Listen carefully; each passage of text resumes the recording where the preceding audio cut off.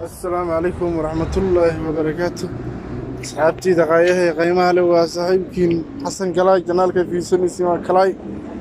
مجلس الساس اللي قد يكون جنالك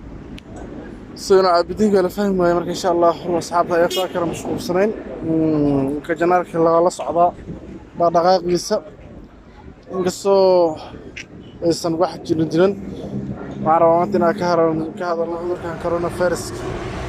يا مهان ما أنت waddankan ay joogno koonfur Afrika waxa laga xayiray masaajidda maanta waa jimco ku beegan tahay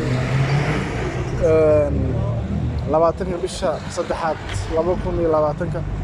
waa maalin jimco ma la tukanin sida kale masaajidka nabiga sallallahu alayhi wasallam Madiinada Munawwara la xiray cudurka coronavirus waxa halis badan ku hay waddankan awgeed oo xayiran yahay marka arrimahaas daraaddeed uu xayiran yahay marka Soomaaliya waa ka jiriyaa Itoobiya waa ka jiriyaa adduunka meeluhu tagin waa yartaa marka cudurkaan waa cudur musiibo ah ilaahay soo dir Allah naga haayo wixii muslimiin iyo wixii xayahaaday yaa Allah naga haayo maanta insha Allah ka maangalayna dhibkiisa dhibta kalaba dibana Allah naga haayo amiin insha Allah soo raaciya saabta insha Allah saasan maanta isku ka warramaynay marka waxyaabo badan oo soo socda shaqo badan oo laga qaban doono janaalka laakiin waayihiisa ويا أدوية أساس كأ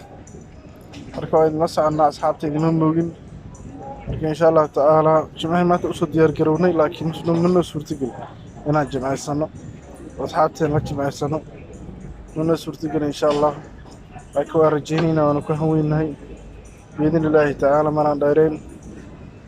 يا أساسنا هذا تحصل نبلما إن شاء الله وما هسنتين السلام عليكم ورحمة الله وبركاته.